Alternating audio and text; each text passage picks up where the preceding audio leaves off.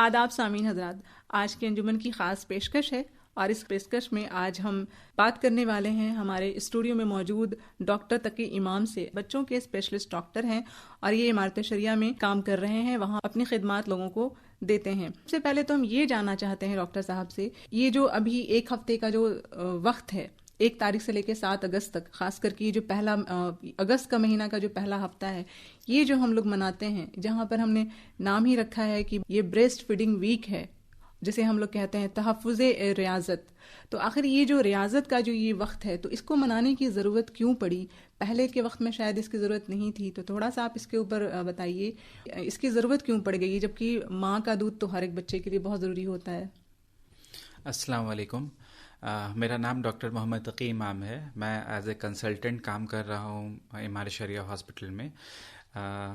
इसके बारे में मेरा ये कहना है कि इसके प्रमोशन के लिए ब्रेस्ट फीडिंग जो हम कराते हैं, जो इनिशियली 0 से लेकर 6 मंथ तक के बच्चों को, जो हम लोग एक्सक्लूसिव ब्रेस्ट फीडिंग कहते हैं कि माँ को सिर्फ और सिर्फ अपने बच्चे को एक्सक्लूसिव ब्रेस्ट फीडिंग कराना है, तो इस चीज़ के प्रमोशन के लिए, इस चीज़ को प्रमोट करने के लिए हम लोग ने इस वीक को सेलेक्ट किया और इन्हेंस किया कि ताकि हम इसको बढ़ा सके और इस चीज़ को प्रमोट कर सके, ताकि ज़्यादा से ज़्यादा माँ अपने बच्चों को माँ का दूध पिला सकें और कोई और डब्बे का दूध या गाय का दूध या बकरी का दूध, ये कोई भी अलग से कोई दूध नहीं दे। इस चीज के प्रमोशंस के लिए ये वीक हम लोग मनाते हैं और इस वीक में यही होता है कि ज्यादा ज्यादा हम प्रमोट कर सके कि ब्रेस्ट फीडिंग कितना इंपॉर्टेंस रखता है। तो इस चीज के प्रमोशंस के लिए इस वीक को 1 अगस्त से लेकर 7 अगस्त तक के डेट को हम लोग ने फिक्स किया है। तो डॉक्टर साहब, एक सवाल और कि जो अक्सर हम लोग देखते हैं अपने घरों में, जैसे ही बच्चा डिलीवर होता है उसके बाद जो पहला दूध होता है, अक्सर उस जगह पर हम लोग देखते हैं कि माँओं का वो पहला दूध फेंक देते हैं लोग।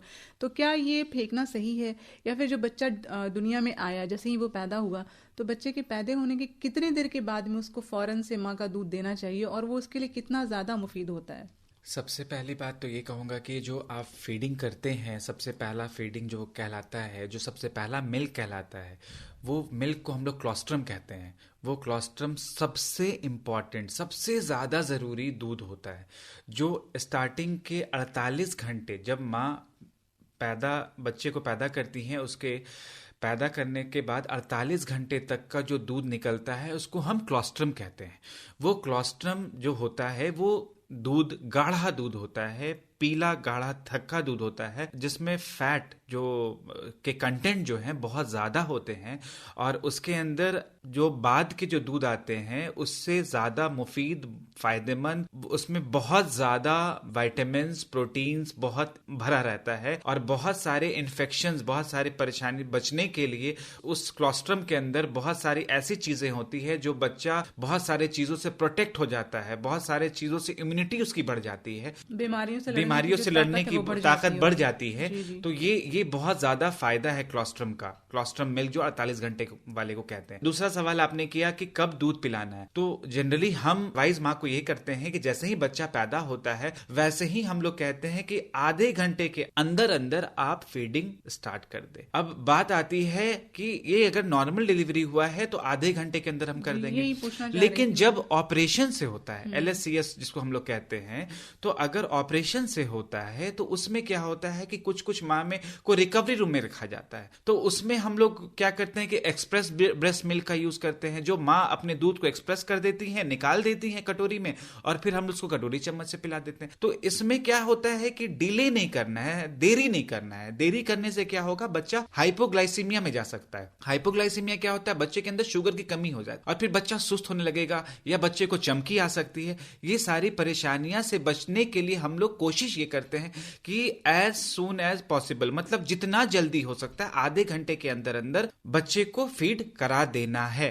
का मतलब ये हुआ सामीन की जो भी माएँ हैं, फिर चाहे वो नॉर्मल डिलीवरी हो या फिर ऑपरेशन से हो, हमें इस बात का बिल्कुल ख्याल रखने की ज़रूरत है डॉक्टर साहब कि जो भी माएँ हैं वो उनका दूध आधे घंटे के अंदर अंदर में उनके बच्चे के पेट में चला जाना चाहिए। 40 घंटे का जो मिल्क होता है उसको हम क्लोस्ट्रम कहते हैं। अच्छा। वो पिलाना बहुत ज़रूरी है। उसको हमारे इंडियन, इसमें हमारे हिंदुस्तान में ऐसा लोग उसको मिथ समझते हैं, उसको गंदा दूध समझते हैं, उसको फेंकते हैं। तो वो नहीं करना है। उस कहते हैं कि ये गंदा दूध है, इसको अभी नहीं पिलाना है और उसको हटा देते हैं, डिस्कार्ड कर देते हैं। तो ये नहीं करना है, उसको पिलाना है। बात रही कि दूध कितनी जल्दी पिलाना है पैदा होते ही, तो ये आधे घंटे के अंदर अंदर कोशिश करना है कि दूध पिला देना है। बिल्कुल। इसके साथ ही अब हम चलते हैं दूसरे सवाल की जानिब। तो साहब एक बात बताइए, ये जो अभी हम लोग जिस दौर से गुजर रहे हैं, जो एक वबा चली हुई है कोरोना, तो कोरोना तो चलिए ठीक है, इस पिछले 2 साल से मान के चलते हैं कि 2 साल होने जा रहा है, 2 साल से हम इससे परेशान हैं। लेकिन ये ऐसा माह है अगस्त, जिसके टाइमिंग में बारिश होती है, तो अक्सर माओं को सर्दी, खांसी, जुकाम, ये सारी चीज़ें हो जाती हैं। तो क्या उस वक्त माएँ जो हैं वो ब्रेस्ट फीडिंग करवा सकती हैं अपने बच्चों को? बिल्कुल करा सकती हैं और बिल्कुल कराना है। देखिए, सबसे इम्पॉर्टेंट चीज़ ये है, ये लोग को जानना बहुत ज़रूरी है कि जितनी भी माँ दूध पिलाती हैं, तो माँ के दूध से ज़्यादा विटामिन्स, प्रोटीन और जितने भी कार्बोहाइड्रेट, जो भी विटामिन्स, मल्टीविटामिन्स है जो माँ के दूध में है, उतना किसी भी चीज़ में नहीं है। तो वो और कहीं से आप नहीं कर सकते हैं। दुनिया में इतने साइंटिस्ट, इतने लोग पैदा हुए जो कोशिश में लगे हुए हैं कि उनका डब्बा वाला दूध है वो माँ के दूध के बराबर हो जाए, लेकिन टिल डेट अभी तक कोई उसके लायक, उसके दूर दूर तक उसके नजदीक नहीं आ सका है। माँ के दूध के पिलाने से भी बहुत सारे इन्फेक्शन से बच्चा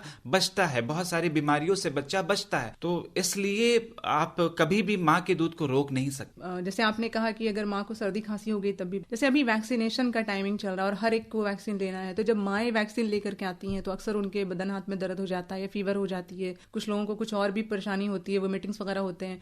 तो क्या उस वक्त में भी वो अपने बच्चे को फीडिंग करा सकती हैं? अगर माँ कराना चाहती हैं या करा सकती हैं तो उन्हें कराना होगा और कराना चाहिए।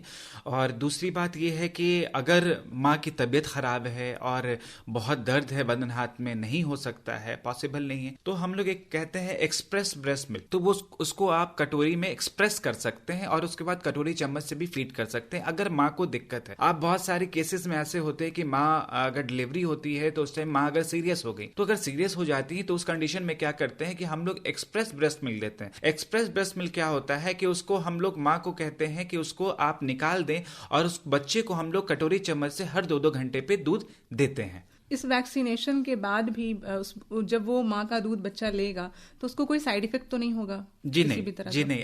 अभी तक जो Indian council of medical research है, ICMR, इन्होंने अभी तक कहीं पे भी कॉन्ट्राइंडिकेशन या कहीं पे उन्होंने रोक ये नहीं लगाया है। जो प्रेग्नेंट वुमेन है तो प्रेगनेंसी में भी अभी तो ये आया है कि आप वैक्सीन ले सकते हैं, और आफ्टर वैक्सीन लेने के बाद भी अगर माँ अगर लैक्टेटिंग है तो उस टाइम भी वैक्सीन ले सकती है और फीडिंग भी करा सकती है। ये भी चीज है कि इससे किसी भी तरह का नुकसान बच्चे को नहीं पहुंचेगा, माँ को भी नहीं अभी पहुंचेगा। तक बहुत सारा रिसर्च आया है, बहुत सारे रिसर्च चल रहे हैं, क्योंकि ये आप जो वबा की आप बात कर रहे हैं ये बहुत ही आनन फानन में आया है। किसी को इसका क्या होने जा रहा है, क्या होगा, कैसा आगे वैक्सीन का क्या क्या असर होगा हर इंसान पे जो हम लोग ले रहे हैं, ये किसी को नहीं पता है। कि जो कोविशील्ड है, कोवैक्सीन है, स्पुतनिक है, फाइजर है, तो बहुत सारी वैक्सीन है जो ले रहे हैं, तो इसके बारे में किसी को नहीं पता है कि फ्यूचर में किसको क्या साइड इफेक्ट होगा या क्या बेनिफिट्स हो गए। बट अभी तक जितने भी लोग हैं,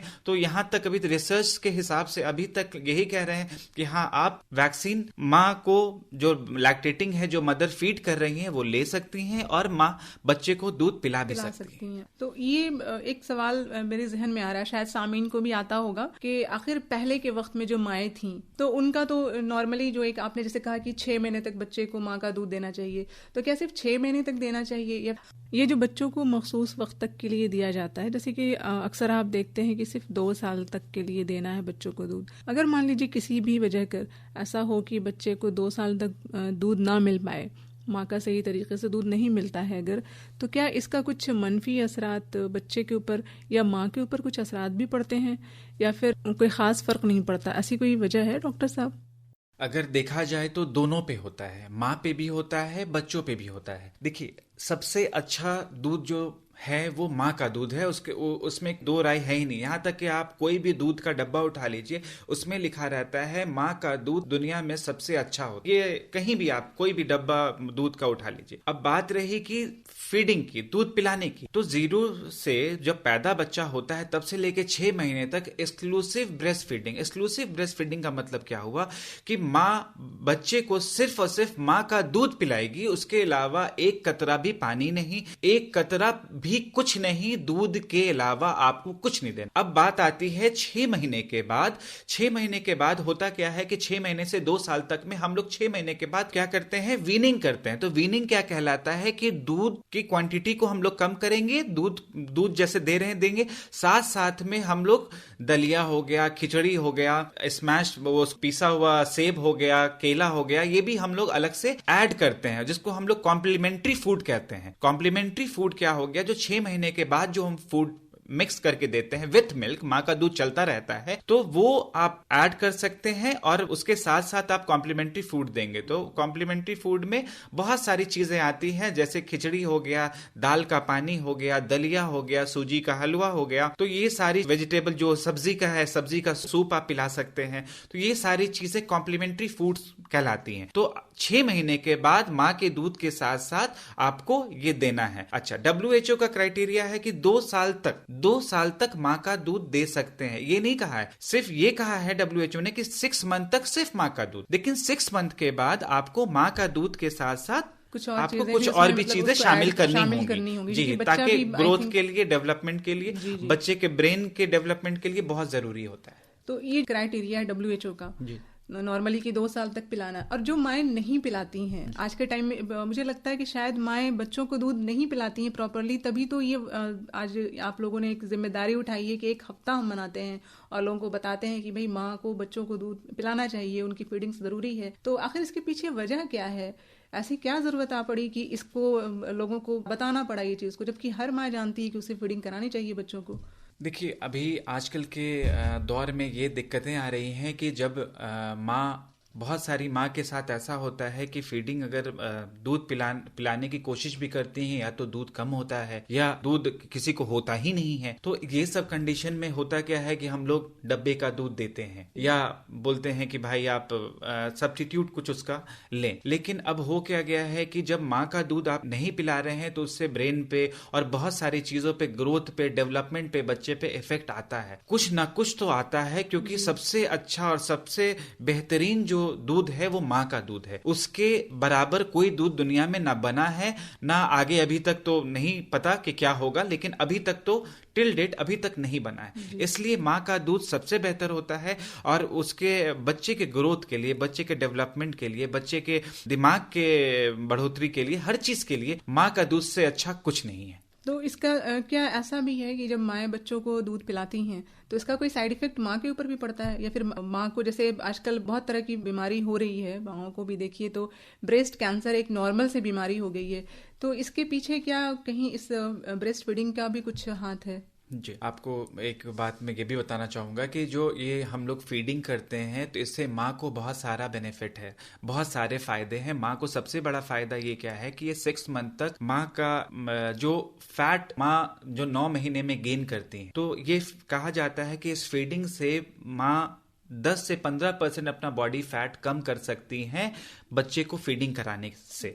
तो ये सबसे बड़ा बेनिफिट है। और बहुत सारे, एक कैंसर नहीं, 3-4 तरह के ऐसे कैंसर हैं जिससे माँ अगर फीड करती हैं तो उससे बचती है, उससे प्रोटेक्शन होता है, माँ प्रोटेक्टेड होती है। ये चीज माँ को जानना बहुत जरूरी है। तो ये बहुत सारे ऐसे फायदे हैं जो माँ को, बहुत सारे बेनिफिट्स, बहुत फायदे होते हैं जो माँ को फीडिंग कराने के, बच्चे को फीडिंग कराने से माँ को बहुत फायदे होते हैं। इसके बारे में माँ को नहीं पता है, तो इसका अवेयरनेस भी कराना बहुत जरूरी है। ये चीज माँ को जानना बहुत जरूरी है। ये जो अभी जो एक दौर चल रहा है, हमने अपनी पूरी जिंदगी को चेंज कर दिया, बदल दिया, सारी चीजें बदली हुई हैं, पूरा निजाम ही बदला हुआ है सुबह से उठने के लेके शाम तक। जहां माएँ वर्किंग है, जहां माँ बाहर जाके काम करती है, उसके बच्चे इतने छोटे से हैं, वो छोड़कर जाती हैं, तो फिर उस वक्त, उस दौरान तो वो बच्चे को 8 घंटा 6 घंटा जैसा जिसका काम का वक्त होता है, तो उस दौरान में तो वो बच्चे को फीडिंग नहीं करवा पाती हैं। तो क्या उस दौरान जो परेशानी होती है माँ को, उसका भी साइड इफेक्ट माँ के जिस्म के ऊपर होता है कुछ? नहीं, देखिए, जो माँ जो फीडिंग कराती है ये जरूरी है। ये ऐसा नहीं है कि आप 4 बार कराए तो आपको साइड इफेक्ट होगा। आप जब माँ ऑफिस जाती हैं तो फीडिंग करा के जा सकती हैं। उसके बाद जो है तो वो तो डब्बे का दूध ले सकती हैं 2 घंटे पे अगर डब्बे का, फिर माँ अगर 4 से 5 बजे ऑफिस से आ जाती हैं तो फिर फीडिंग करा सकती। तो ऐसा कुछ नहीं है, फीडिंग करना जरूरी है। देखिए सबका अपना काम भी है, वो भी जरूरी है। ये नहीं है कि आप सारे काम को छोड़ करके घर में बैठ के सिर्फ फीडिंग ही कराएंगे। तो हर चीज जितनी भी चीजें हैं उसको आपको थोड़ा बहुत मॉडिफाई करके चेंज करके आपको फीडिंग कराना है। आप कंप्लीट स्टॉप नहीं कर सकते, रोक नहीं सकते फीडिंग को। आपको जिस तरह से टाइम मिलता है उस तरह से आप फीडिंग कराएं। अच्छा, और बहुत सारी माओं के साथ जैसे आपने भी बताया कि बहुत सारी माओं को दिक्कत होती है कि उनको दूध नहीं होता है, या फिर ऑपरेशन होने के बाद उनको बहुत तरह की प्रॉब्लम हो गई, इसकी वजह से सारी चीज़ें होती हैं। जैसे जिन माओं को दूध ही नहीं उतरता या बहुत कम हो गया है, वो चाहती हैं कि बच्चे को फीड कराएं, तो उनको आखिर खाने में ऐसी क्या चीज़ें लेनी चाहिए जिससे कि उनकी बॉडी में प्रॉपर दूध आए, जिसकी वजह कर उनके बच्चे को प्रॉपर उनका दूध मिल सके? इसके लिए मैं यही सजेशन दूंगा कि जो सबसे अच्छा ग़िज़ा है आप ले सकते हैं, जैसे कि हरी सब्जी हो गई, दूध लेना ज्यादा क्वांटिटी में लेना शुरू कर दे, छेना खाना शुरू कर दे, और अगर नॉनवेज ले सकते हैं तो थोड़ा बहुत नॉनवेज भी आप ले सकते हैं जो भी। और कुछ बहुत सारे किताबों में ये भी लिखा है कि आप मछली अगर आप लेंगे तो उससे भी दूध बनता है, दाल का पानी पी सकते हैं। तो ये सब चीजों से माँ का दूध बढ़ने का चांसेस बहुत ज्यादा होता है। तो ऐसे तो बहुत सारी दवाएं भी आती हैं, बहुत सारे ग्रैन्युअल्स फॉर्म में पाउडर भी आता है, कुछ प्रोमोलैक के नाम के से आता है। 2-3 ऐसे ग्रैन्युअल्स हैं जो कि मदर की मिल्क को बढ़ाता है। लेकिन मेरा ये मानना है कि दवा को हटाएं, दवा पे ध्यान ना दें। हर माँ से मेरी गुजारिश ये है कि वो अच्छे खान पीन पे ध्यान दे। आप जितना अच्छा खाएंगे उतना अच्छा वो बच्चे में जाएगा। आप अपनी सोच करके नहीं कि आप मोटे हो जाएंगे या आप कैसे दिखेंगे, आप ये सोच के खाएं। हर माँ को ये सोच के खाना चाहिए कि जो मैं खा रही हूं वो मेरे बच्चे को लगेगा। अगर ये सोच करके अगर हर माँ खाएगी तो हर बच्चा हेल्दी होगा। जी बिल्कुल। जाते जाते हम जो है वो अपने स्टूडियो में मौजूद आज बच्चों के खास स्पेशलिस्ट डॉक्टर तकी इमाम का बहुत बहुत शुक्रिया अदा करेंगे। उन्होंने इतनी मसरूफियात के बीच से हमारे लिए, आपके लिए वक्त निकाला और यहाँ पर वो तशरीफ़ लेकर के आए। आपका बहुत बहुत शुक्रिया डॉक्टर साहब, और हमारी दुआएं हैं कि अल्लाह आपको कामयाब करे। और आप छोटी सी एक जो कोशिश है माओं के लिए स्पेशल और बच्चों के लिए, तो बेशक अल्लाह इसमें सबको कामयाब करे। और इस कोशिश के ज़रिए से जो माएँ ये सोचती हैं कि उनका फिगर ख़राब हो जाएगा, मुझे आज जानकर हैरानी हुई कि बताइए वेट उनका खुद ब खुद फीडिंग के ज़रिए से कम हो सकता है और लोग परेशान होती हैं। तो ये बहुत अच्छी बात पता चली और मुझे लगता है कि सामीन को भी इससे फ़ायदा पहुँचेगा। बेशक आज की ये गुफ्तगू यहीं अख्तिताम पजीर होती है। अपना और बाकी तमाम लोगों का रखिए ख्याल। और आज अपनी इस दोस्तों मेज़बान शगुफ्ता और साथ ही साथ डॉक्टर तकी इमाम को इजाज़त दीजिए। और जितनी भी अच्छी बातें आप तक पहुँची हैं आज डॉक्टर तकी इमाम के ज़रिए से और इस बेहतरीन गुफ्तगू के ज़रिए से, आप इसे दूसरों तक ज़रूर पहुँचाइए ताकि दूसरों को भी इस्तिफ़ादा हो।